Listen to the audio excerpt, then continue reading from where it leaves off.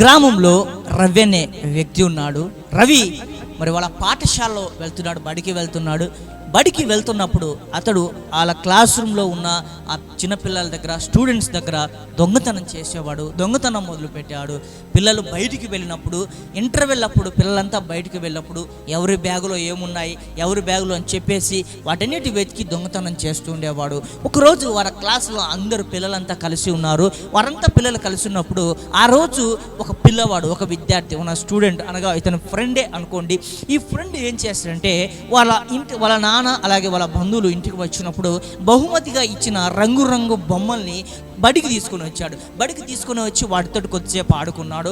అయితే ఈ రవి యొక్క మనసు ఆ రంగు బొమ్మల పైన పడింది. ఆ బొమ్మల పైన పడినప్పుడు ఖచ్చితంగా వీటిని కొట్టేయాలని చెప్పేసి వాటిని తీసేసుకున్నాడు, దొంగతనం చేశాడు, ఇంటికి వెళ్ళాడు. అలా ఆ పిల్లవాడు చాలా బాధపడ్డాడు. తను అయినా కానీ సరే అని చెప్పేసి ఇంకేం చేయలేడు కదా పోయి అని చెప్పాడు. తర్వాత ఇంకొన్ని దినాలు గడిచిన తర్వాత వాళ్ళ స్కూల్లోనే, అదే వాళ్ళ క్లాస్లోనే మరి ఇంకొక స్నేహితుడు, తన యొక్క స్నేహితుడే, రవి స్నేహితుడు మరి కొత్త చెప్పులు వేసుకొని వచ్చి మా తండ్రి నాకు వీడు బహుమానంగా ఇచ్చాడు అని చెప్పినప్పుడు సో ఇతని మనసు ఆ చెప్పుల పైన పడింది. సో ఒకరోజు జరిగిన విషయం ఏంటంటే, అనగా ఆ రోజు జరిగిన విషయం ఏంటంటే, మరి ఆ పిల్లవాడు మరి ఆ చెప్పులు వేసుకొని వచ్చాడు. వాడిని ఎలాగైనా కొట్టివేయాలనుకున్నాడు. సో మధ్యలో పాఠం జరుగుతుంటే సార్ బయటికి వెళ్ళొస్తాను అని చెప్పేసి సో బయటికి వెళ్ళిన తర్వాత ఇప్పుడు తెలిసింది కావలసి వచ్చాడు, ఆ చెప్పులు వేసుకున్నాడు, ఇంటికి వెళ్ళిపోయాడు, ఇంట్లో దాచిపెట్టుకున్నాడు. ఇలా కొన్ని దినాలు గడిచాయి. ఇంకొన్ని దినాలు గడిచిన తర్వాత తను అలాగే దొంగతనం చేస్తూ ఉన్నాడు. ఒకరోజు జరిగిన విషయం ఏంటంటే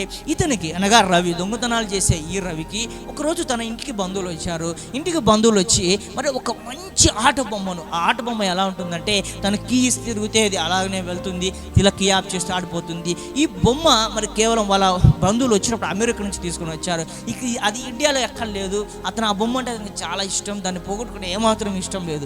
ఒకరోజు దాన్ని తీసుకొని వచ్చారు, క్లాస్కి తీసుకొని వచ్చాడు. ఆ క్లాస్ని తీసుకొచ్చిన తర్వాత ఏమైందో జరిగిందో కానీ ఆ ఆట బొమ్మను అనేది ఎవరు దొంగతనం చేశారో తెలియదు, కానీ దాన్ని పోగొట్టుకున్న తర్వాత మరి ఆ రోజు నుంచి చాలా బాధపడుతూ ఇల్లంతా వెతికాడు, ఎక్కడైనా పెట్టానేమో అని చెప్పేసి ఇల్లంతా వెతికాడు, ఎక్కడ కనిపించలేదు. అలా దినాలు గడిచిపోయాయి. ఒకరోజు దానికోసం మరలా ఎతుకుతున్నాడు. ఇంట్లో వెతుకుతుంటే అక్కడ అతనికి బీరువా మీద మరి ఇతను దొంగతనం చేసిన పెన్సిళ్ళు, పెన్నులు, ఆట బొమ్మలు ఇవన్నీ కనిపించి చాలా బాధపడ్డాడు. నా వస్తువు పోయినప్పుడు నేను ఎంత బాధపడ్డాడు, అలాగే వాళ్ళ వస్తువులు కూడా పోయింటే ఎంత బాధపడి ఉంటాడు అన్న విషయాన్ని గమనించుకున్నాడు. వెంటనే ఆ వస్తువులను తీసుకొచ్చేసి మరలా వాళ్ళకి తెలియకుండానే వాళ్ళ బ్యాగులో పెట్టించారు. తనలో మార్పు చోటు చేసుకున్నాడు వెంటనే. ఎందుకంటే తనకు అర్థమైంది తన ఎలా ఉంటుంది, ఇతరులకు అతను అనుభవించా అని వెంటనే తెలుసుకున్నాడు. వాటిని తీసుకుని వాళ్ళ బ్యాగులో పెట్టాడు. చెప్పులు కానీ దొంగతనం చేసినని వెంటనే తీసేసుకున్నాడు.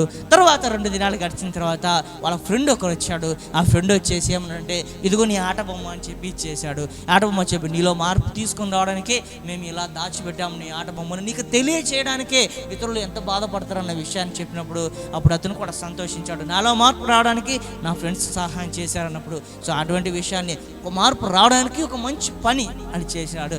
ఆ చిన్న మోటివేషన్ ఇవ్వడానికి ఈ మధ్యకు వచ్చాను. Thank you for watching.